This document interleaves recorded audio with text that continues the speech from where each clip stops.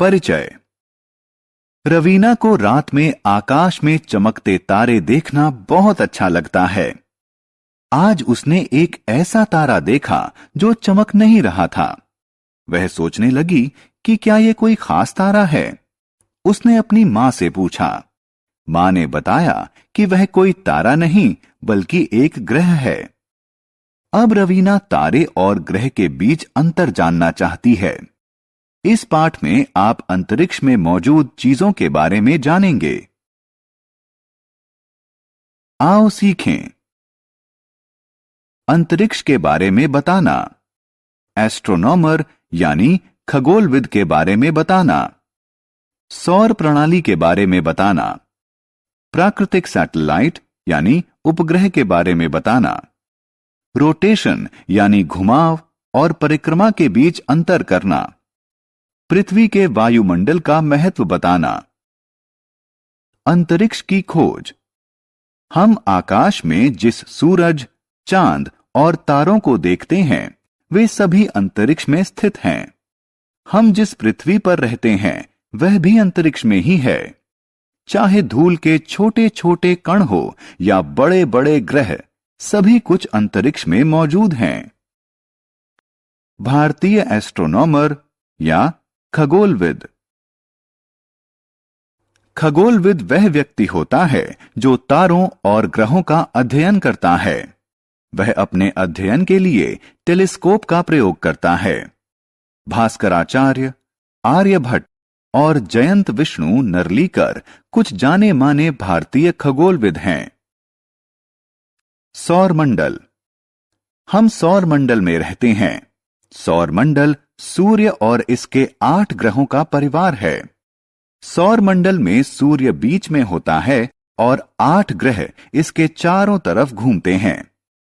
8 ग्रह हैं बुध, शुक्र, पृथ्वी, मंगल, बृहस्पति, शनि, यूरेनस, नेपच्यून।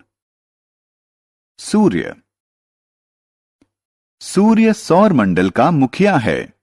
यह एक ऐसा तारा है जो खुद रोशनी छोड़ता है।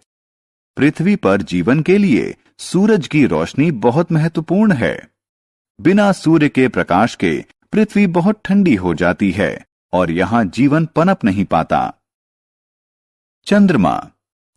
यह एक प्राकृतिक उपग्रह है जो एक ग्रह के चारों ओर घूमता है।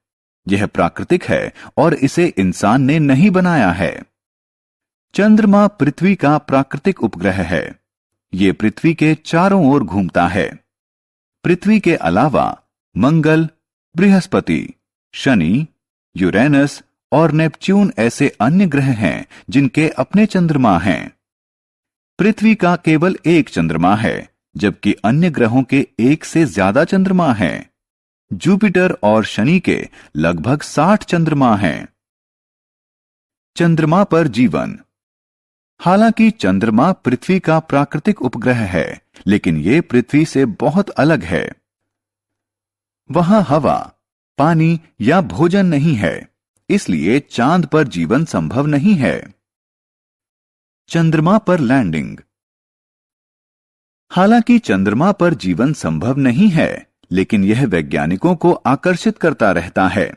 वे इसके बारे में ज्यादा जानना चाहते थे, इसलिए उन्होंने 1969 में अपोलो 11 नाम का मिशन चांद पर भेजा।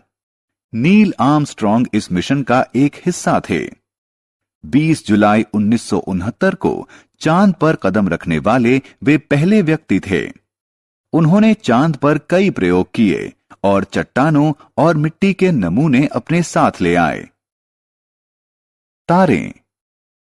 रात में आकाश में जो चीजें चमकती नजर आती हैं वो सितारे होती हैं। वे ऐसी प्राकृतिक चीजें हैं जो खुद अपना प्रकाश छोड़ती हैं। सूर्य भी एक तारा है। हमारी पृथ्वी। पृथ्वी वह ग्रह है जिस पर हम रहते हैं। यह सौर प्रणाली का तीसरा ग्रह है। पृथ्वी पर जीवन, हवा, पानी और भोजन की मौजूदगी के कारण संभव है।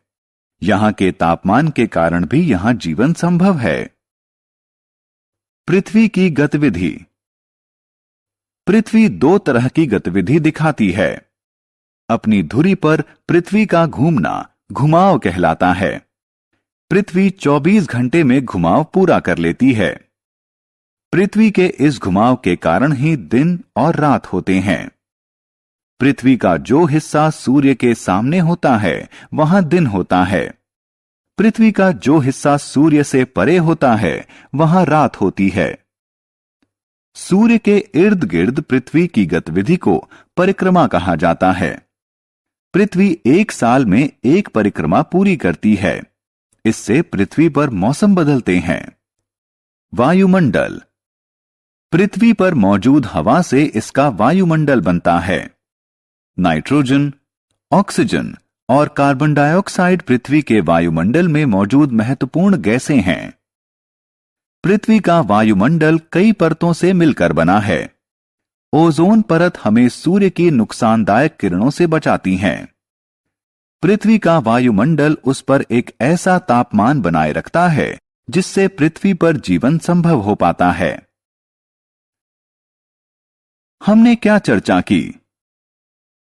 सभी ग्रह, तारे और अन्य चीजें अंतरिक्ष में स्थित हैं।